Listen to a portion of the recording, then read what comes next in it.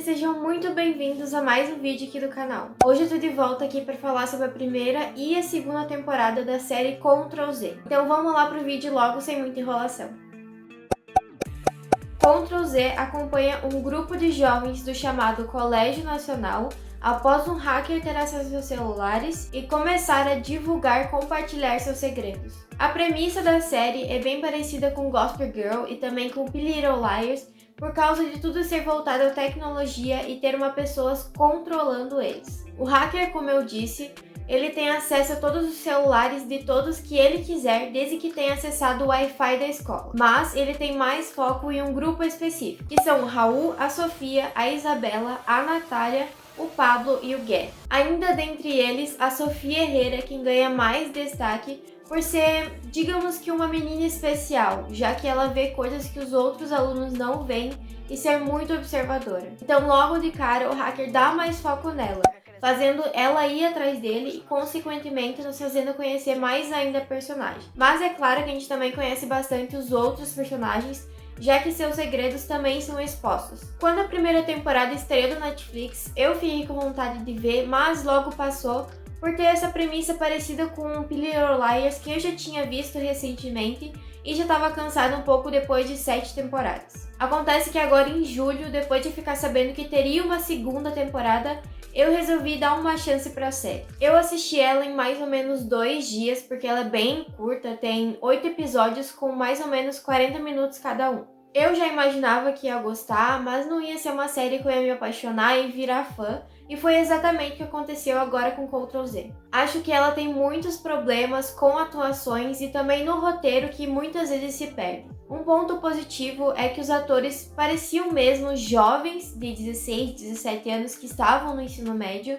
Isso é um ponto positivo, mas eu achei que as atuações estavam muito fraquinhas. Eu terminei o 8º episódio impactada com o final do Javier e surpreendida também com a descoberta de quem é o hacker. Mas eu não gostei de alguns envolvimentos que alguns personagens tiveram com outros e também seus desfechos. Resumindo, apesar de não ter me prendido muito, não dá pra dizer que foi uma perda de tempo, porque a Natália, o Raul e a Sofia salvaram um pouco disso. Um ponto importante de dizer é que Ctrl Z trabalha com assuntos bem sérios, como transtornos mentais, transfobia, bullying e vários outros. Mas infelizmente a série somente joga isso na história, eles não trabalham nada, eles não dão resolução nenhuma. O que pode ser motivo até de gatilho para algumas pessoas, e eu realmente espero que eles mudem isso na segunda temporada. Agora falando um pouco sobre a Sofia. Não ficou claro para mim se ela tem alguma espécie de poder ou o que foi a minha impressão no início, mas depois não foi dito mais nada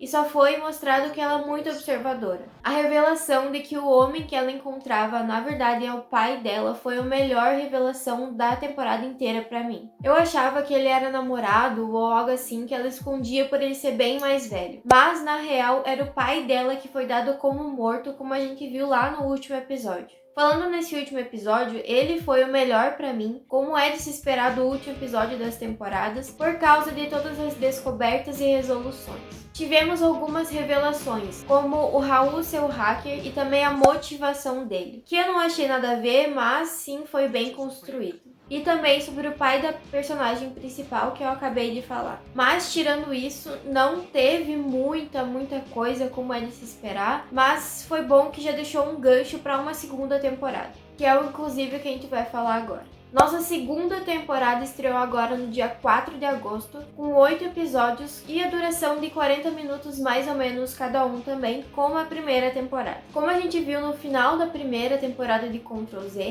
quem é o hacker já foi respondido e isso já não poderia mais ser um mistério da temporada. Talvez as consequências disso, mas precisaria de algo novo. E foi aí que nos foi apresentado o Vingador, que a gente pode ver que eles não são muito criativos com nomes, mas enfim. O Vingador, ele queria vingar a morte do Luiz. Os alvos do Vingador são os mesmos do hacker, mas agora também tem um foco mais em algumas pessoas. E elas são a Maria, a Rosita, o Ernesto, o Dário e a Alex. Ele ataca da mesma forma que o hacker, com a tecnologia, mas dessa vez também com formas mais pesadas, como drogando os alunos, enterrando eles vivos e por aí vai. Acontece que esse Vingador, ele não ataca o hacker, o Raul, o que faz com que todo mundo pense que ele é o Vingador, menos a Sofia, que como a gente imaginou que não seria ele novamente. Então a temporada é sobre isso. Quase a mesma coisa que a primeira com o hacker, só que agora com o Raul sendo espancado o tempo inteiro e tentando chamar a atenção da Sofia. Enquanto ela tenta ir atrás do Vingador, lidar com a situação do seu pai e também com o Javier. Como eu disse anteriormente, a primeira temporada pra mim foi bem fraca e eu tava com a mesma expectativa para essa segunda temporada. Atuações fracas, histórias pouco convincentes e etc. Acontece que eu até gostei dessa nova temporada por causa de algumas mudanças que ocorreram. A Isabela foi embora e alguns personagens ganharam mais destaque, como a Maria, a Natália, a Rosita, o Dário, o Ernesto e a Alex. Também achei que a estética da série tá um pouco melhor, mas isso pode ser só impressão minha. Nessa nova temporada a gente perdeu uma personagem que eu gostava. A Isabela foi embora e eu não julgo por causa de tudo que ela passou. O bom é que com a ida dela deu mais espaço para mostrar como andavam as coisas entre o Pablo e a Maria, tendo em mente já a gravidez dela. Se a Isabela tivesse ficado, ia continuar como a primeira temporada e não ia ser muito interessante, então foi melhor assim. Nessa história também foi introduzida uma nova amiga da Maria, a Cláudia, que tá o tempo todo com ela, e que eu sinceramente não simpatizei muito, porque ela tá sempre em cima da Maria como se ela fosse uma criança. Apesar de a gente saber que ela só queria ajudar porque já esteve nessa situação, eu tinha a impressão de que ela escondia alguma coisa. E talvez até o Pablo tenha envolvimento nisso. Agora, uma personagem que poderia ter ido embora, a gente nem sentiria falta, é a Alex. A história dela tá ali só de complemento e sinceramente eu acho desnecessário, e ela mesma aparece só de vez em quando com uma fala ou outra. Já a Natália, o total oposto da Alex, ganhou mais espaço e também até uma história própria que já tinha começado lá na primeira temporada. E claro, tem que envolver dinheiro, senão não seria a Natália.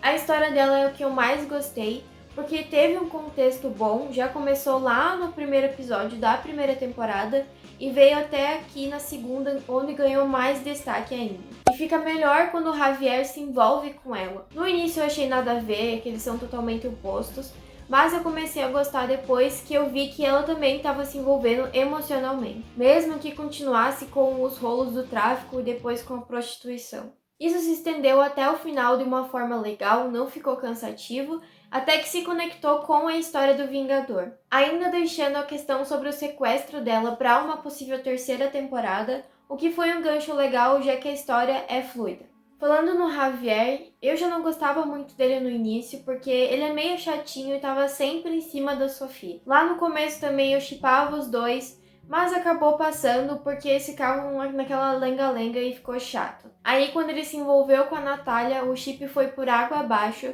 porque a Sofia mesmo não sabe o que quer e tava muito focada, tava muito viciada em descobrir quem é o Vingador. Eu não tava gostando do casal principal na primeira temporada, a Sofia e o Raul, mas parece que agora, nessa segunda temporada, eu passei a gostar um pouco deles juntos. Seria estranho o Raul sair da série agora, mas também a forma que ele ficou voltando para a escola e toda vez que ele aparecia a gente sabia que ele ia apanhar e tentar chamar a atenção da Sofia, não foi legal. Eles poderiam ter achado outra forma dele ficar perto dela. Outra coisa, na verdade o que o Vingador quer é que entreguem o Gary, o qual a gente não sabia onde estava. Mas depois nós acabamos descobrindo que ele estava esse tempo todo na casa do Raul. O que foi bem fraquinho, porque parecia que eles realmente queriam que a gente descobrisse, e se o Vingador mesmo fosse inteligente, ele já saberia desde lá do comecinho. Como foi deixada a questão em aberto do pai da Sofia lá na primeira temporada, era preciso que tivesse uma resolução e a gente até viu um pouco disso agora na segunda. Mas eu ainda acho que não é o fim. Inclusive eu gostava que a Sofia ia lá, contava as coisas pra ele e ele ajudava. E foi com isso que a Sofia descobriu quem é o hacker. Achei o melhor episódio, o 7º da segunda temporada, por causa de todos os flashbacks do Luiz e do Gary, contando como tudo começou, como eles se conheceram, e por causa de um comentário homofóbico familiar dentro da família do Gary, ele virou um assassino. Além também de explicar todos os desenhos do Luiz. Falando nisso, achei bem interessante esses desenhos do Luiz, porque mostrou a inspiração do Vingador. Então fez bem mais sentido, foi uma explicação muito melhor do que na primeira temporada. Esse episódio também deixou uma pergunta pra mim. Por que o padrão do comportamento do Vingador mudou com o hacker que é o Raul? Será que foi só mesmo pra eles acharem que o Raul era o Vingador? Eu acho que pode ser isso, mas também que possa ter alguma coisa a mais ali por trás. Agora sobre o final, foi muito bom. 1000 vezes melhor do que da primeira temporada.